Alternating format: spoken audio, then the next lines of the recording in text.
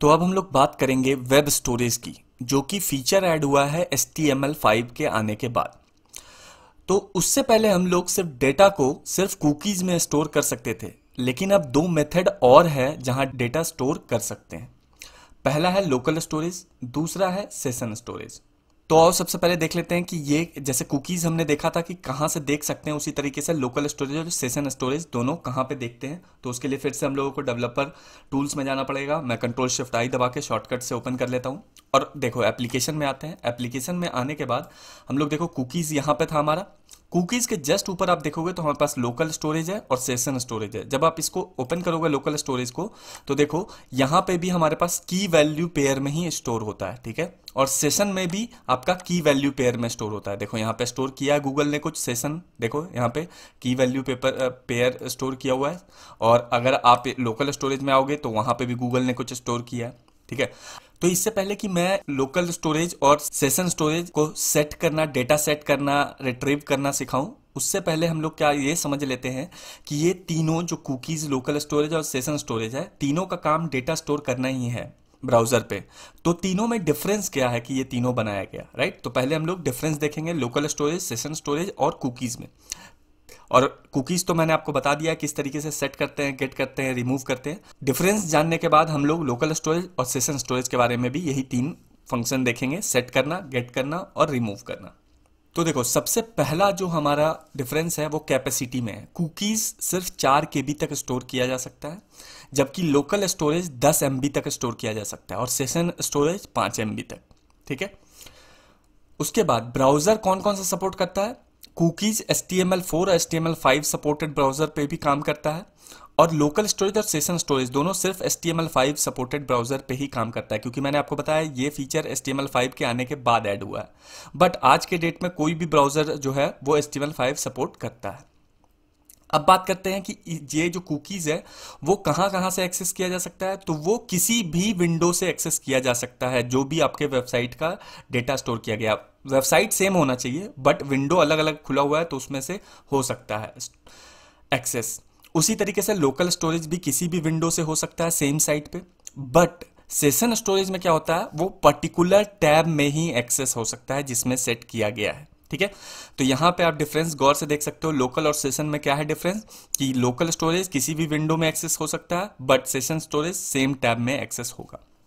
Expiry कैसे set करते हैं कुकीज में? हम लोग मैनुअली सेट करते हैं, मैंने आपको दिखाया था। लोकल स्टोरेज में हम लोग एक्सपायरी वगैरह सेट नहीं करते हैं, ये कभी भी एक्सपायर नहीं होता है, इसको आप खुद से रिमूव करते हो, ठीक है।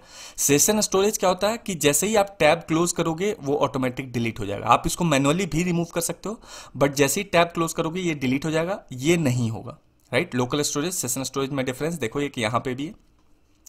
अब बात करते हैं कहाँ कहाँ स्टोर होता है। तो कुकीज जो होता है वो आपके ब्राउजर और सर्वर दोनों जगह पे स्टोर होता है, ठीक है। और एक चीज और साथ में ही देख लेते हैं कि ये जब आप रिक्वेस्ट भेजते हो कि सर्वर को, देखो रिक्वेस्ट कुछ इस तरीके से जाता है, ठीक है। तो जब आप अपने कंप्यूटर से सर्वर को रिक्वेस्ट भेजते हो ना, तो उसके साथ क्या जाता है, आपका कुकीज भी जाता है, ठीक है। रिक्वेस्ट के साथ साथ आपका कुकीज भी जाता है। तो वही यहाँ पे लिखा हुआ है कि स्टोरेज लोकेशन इसका दो जगह पे होता है, ब्राउजर पे भी स्टोर होता है, सेशन पे, सर्वर पे भी स्टोर होता है, क्या, कुकीज। और वो रिक्वेस्ट के साथ जाता है, यस यहाँ पे है, रिक्वेस्ट के साथ साथ ब्राउजर भेजता है कुकीज को, तभी तो स्टोर होगा ना।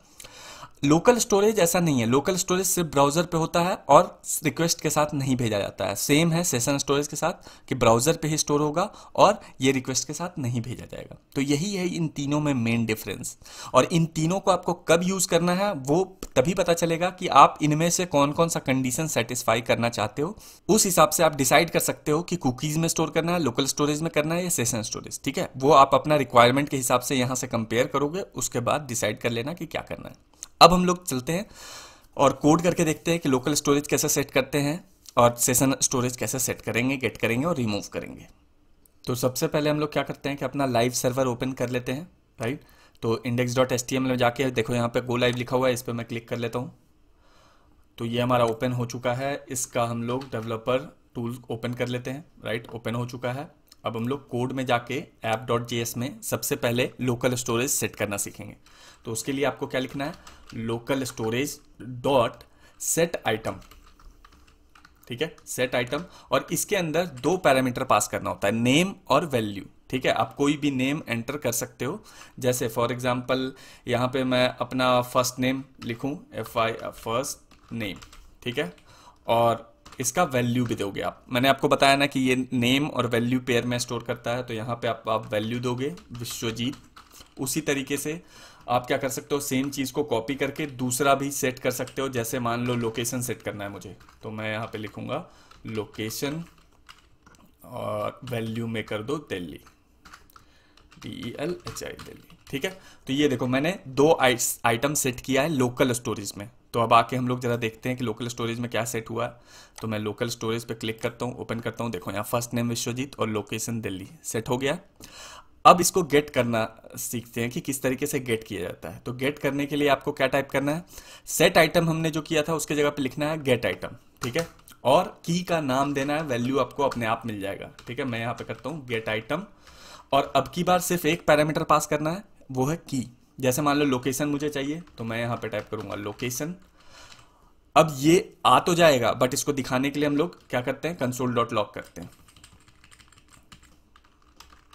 कंसोल डॉट लॉग, ठीक है, कंसोल डॉट लॉग किया। अब हमें क्या होगा, लोकेशन का वैल्यू दिखा देगा। तो लोकेशन का वैल्यू क्या है हमारे पास, दिल्ली है, तो वो आ जाना चाहिए कंसोल पे। अब हम लोग कंसोल पे जाते हैं और यहाँ पे देखो दिल्ली दिखा दिया। तो इस तरीके से आपको पता चल गया कि हम लोग ये जो एप्लीकेशन है यहाँ पे उसको स्टोर कैसे करेंगे लोकल स्टोरेज में, नेम और वैल्यू पेयर, और उसको गेट कैसे करेंगे। उसी तरीके से हमारे पास एक और फंक्शन होता है जिसका नाम है रिमूव आइटम, ठीक है। यहाँ पे हम लोग करेंगे रिमूव आइटम, और कंसोल डॉट लॉग का जरूरत नहीं है, इसको मैं हटा देता हूँ। ये देखो अब क्या होगा, हमारे पास सिर्फ फर्स्ट नेम सेट रहेगा, लोकेशन रिमूव हो जाएगा। क्यों, क्योंकि हमने इसको रिमूव किया है। अब ये देखो, अब यहाँ पे सिर्फ फर्स्ट आइटम है, लोकेशन रिमूव कर दिया गया, ठीक है। तो इस तरीके से आपने लोकल स्टोरेज में सेट कर लिया, गेट कर लिया और रिमूव कर दिया। सेम इसी तरीके से आपके पास सेशन स्टोरेज में भी होता है। सेशन स्टोरेज में डिफरेंस क्या होता है कि आप टैब क्लोज करोगे तो वो बंद हो जाएगा और सिर्फ इसी टैब में एक्सेस किया जा सकता है। आपको डिफरेंसेस तो मैंने पहले ही दिखा दिया है, राइट। तो अब देखो, अब यहाँ पे क्या करना होता है, सिर्फ लोकल के जगह पे आपको क्या टाइप करना है, सेशन स्टोरेज, सेशन स्टोरेज, ठीक है। मैं इन दोनों को एक काम करता हूँ, हटा देता हूँ।